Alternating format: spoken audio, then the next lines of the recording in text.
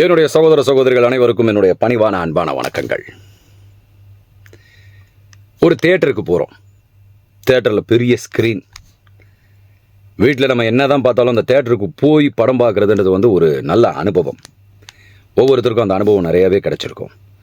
அந்த தியேட்டரில் ஒரு படம் போடுறாங்க.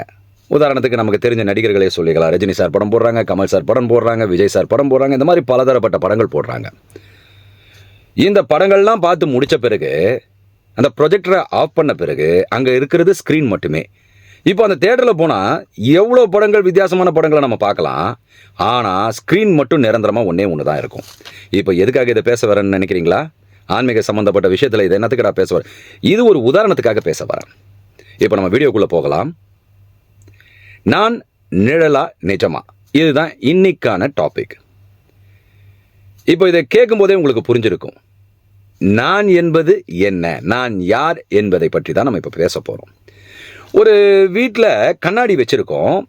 அந்த கண்ணாடிக்கு முன்னாடி போய் நாம் நிற்கிறோம். நம்மளுடைய பிம்பம் தெரியுது. அந்த பிம்பம் நீங்களா? கிடையாது. நீங்கள் தான். உங்களுக்கு புரியும். ஆனால் அந்த கண்ணாடியில் பிம்பமாக தெரிகிறது. இந்த கண்ணாடி நினச்சிக்குமா? இந்த கண்ணாடியில் நீங்கள் தெரிகிறதுனால அந்த கண்ணாடி நீங்கள் தான் நினச்சிக்க முடியுமா? இல்லை. அதுபோல் அந்த கண்ணாடியில் எத்தனையோ பிம்பங்கள் வந்து போகும். ஆனால் அந்த கண்ணாடி நிலைத்து நிற்கும். அது எதனோடும் கலக்காது. இது வெறும் பிரதிபிம்பம். நாம பிம்பமாக வெளிப்படுற, நம்ம பார்க்கறதுனால அது வெளிப்படுதுன்றதை அது புரிஞ்சிக்கும். அதுக்கு உயிர் இருந்தா. நான் இப்போ சொல்ல வருது என்னன்னா, நாமும் கண்ணாடி போன்றவர்கள் தான். நம்முடைய ஆன்மா கண்ணாடியானது. இந்த கண்ணாடிக்கு எந்த விதத்திலையும் பொறுப்போ துறப்போ எதுவுமே கிடையாது. இது எதுலேயுமே சம்பந்தப்படாது. ஆனால் இந்த கண்ணாடியில் பலவிதமும் தோற்றமளிக்கும். இதில் எதெல்லாம் வருதோ அந்த கண்ணாடி பிரதிபலிக்கும். இங்கே நம்முடைய தவறு என்னன்னா, நான் என்பது கண்ணாடி என்பதை மறந்துவிட்டு இந்த கண்ணாடியை முன் நிற்கும் எல்லா பொருட்களும் நான் தான் என்று அதில் நாம் பிரதிபலித்துக் கொள்கிறோம். கண்ணாடி என்பதை மறந்து விடுகிறோம்.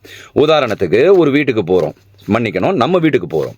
நம்ம வீட்டுக்கு போகும் பொழுது மனைவியை பார்க்கும்போது நான் ஒரு கணவனாக பாவித்துக் கொள்கிறேன். பிரதிபலிக்கிறோம், அவ்வளோதான். ஒரு பசங்களை பார்க்கும் பொழுது நான் ஒரு அப்பாவாக பாவித்துக் கொள்கிறேன். என்னுடைய தாய் தந்தையரை பார்க்கும் பொழுது நான் ஒரு மகனாக பாவித்துக் கொள்கிறேன். சரி, அப்படியே வேலைக்கு போகிறோம். அந்த ஆஃபீஸில் போய் உட்காந்து பணிகளை செய்யும் பொழுது நாங்கள் வேலை செய்கிறவனா பாவிச்சுக்கிறேன். அதுக்கப்புறம் மேற்பட்டு நாம் வேலை செய்கிறவனா பாவிக்கிறது மட்டும் இல்லாமல் ஒரு ஹாஸ்பிட்டலுக்கு போகும்போது நோயாளியாக பாவிச்சுக்கிறோம். இதுபோல் பார்க்கிற ஒவ்வொரு பொருளையும் நான் பாவித்துக் கொள்கிறேன். ஆனால் இது எல்லாமே என் முன் இருக்கும் பிம்பங்கள் தான்.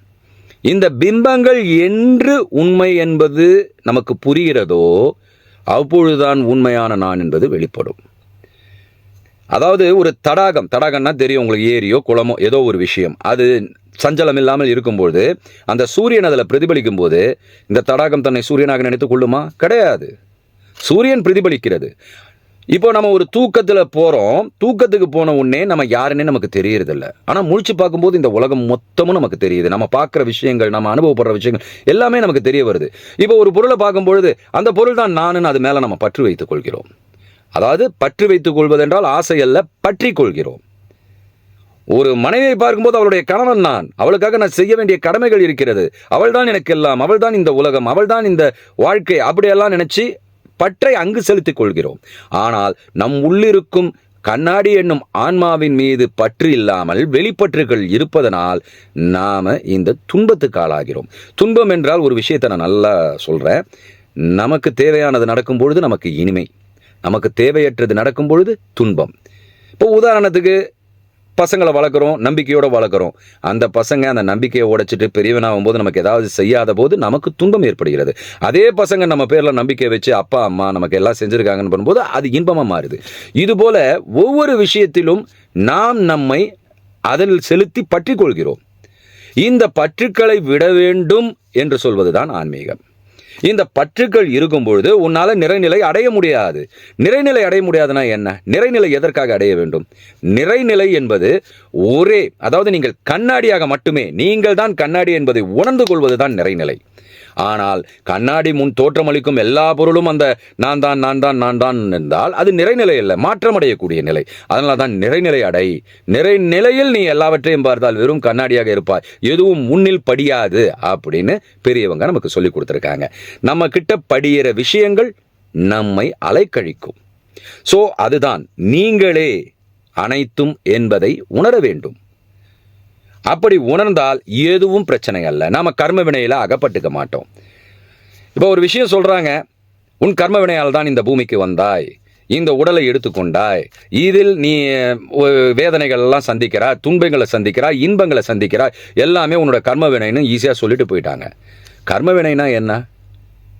இப்போ நான் சொன்ன பார்த்தீங்களா, இந்த பிம்பங்கள் நானாக திரித்து கொள்கிறேன் பார்த்தீங்களா, கற்பனையா, அந்த கற்பனைகள் தான் நமக்கு கர்ம வினைகளாக ஏறிக்கிட்டு இருக்கு. இந்த கற்பனைகள் இருக்கிற வரைக்கும் இயற்கை உங்களை டிஸ்டர்பே பண்ணாது. ஏன் தெரியுமா? ஏன்னா நீங்கள் அது நினச்சி ஒவ்வொரு செயலை பண்ணிடுறீங்க.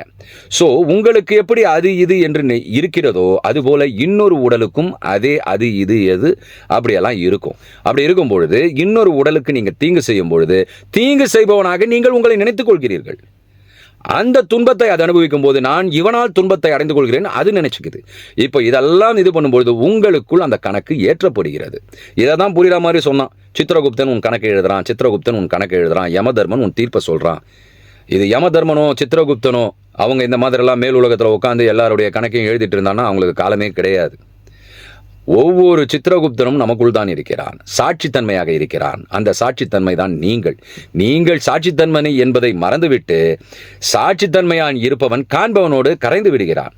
காண்பவன், அதாவது சாட்சித்தன்மையா இருந்து பார்க்குறோம் பார்த்தீங்களா, இந்த பார்க்கிறவன் பார்க்கப்படுற பொருள் எல்லாம் கரைஞ்சு போறதுனால தான் இவன் சாட்சித்தன்மை என்பதை மறந்து விடுகிறான்.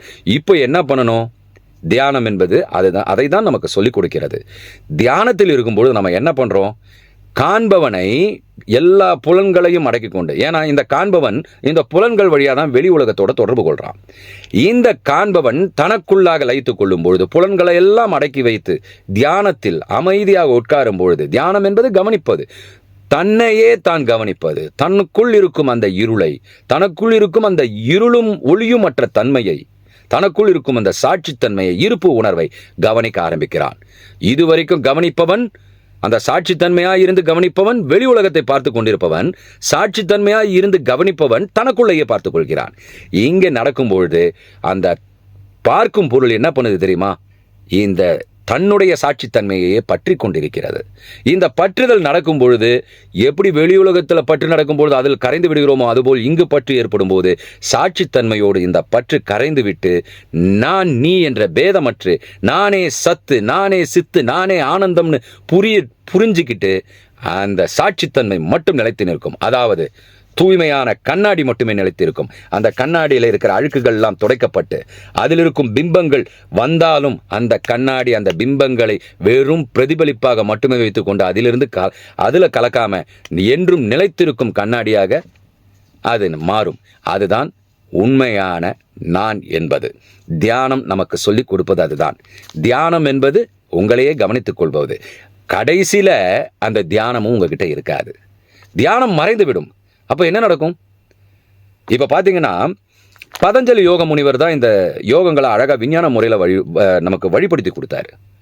முதல்ல நீ இந்த நிலைக்கு போகிறதுக்கு யமம், நியமம், ஆசனம், பிராணாயாமம், பிரத்யாகாரம், தாரணை, தியானம், சமாதி, இந்த நிலைக்கு வரணும்னு சொல்லி 8 வித அங்கங்களாக நமக்கு போட்டு கொடுத்தாரு, வகுத்து கொடுத்தாரு.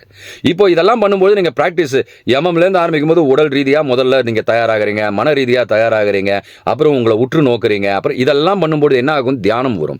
தியானத்தில் நாம் லயிக்கும் பொழுது கடைசி நிலை சமாதி நிலை. சமாதி நிலை என்று சொல்லும் பொழுது சமாதி நிலைனா என்ன?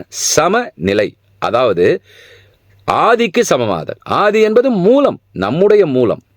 நாம் எங்கிருந்து வந்தோமோ, ஓரறிவிலேருந்து 6வது அறிவு வரைக்கும் வரோன்றதை ஈஸியாக நம்ம சொல்லிடலாம்.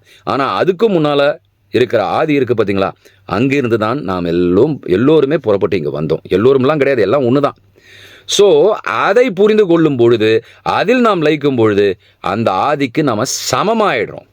நீங்கள் தான் கடவுள், தத்துவமசி, நீயே அது, அகம் பிரம்மாஸ்மி. இப்படியெல்லாம் நம்ம புரிஞ்சுக்கிறோம்.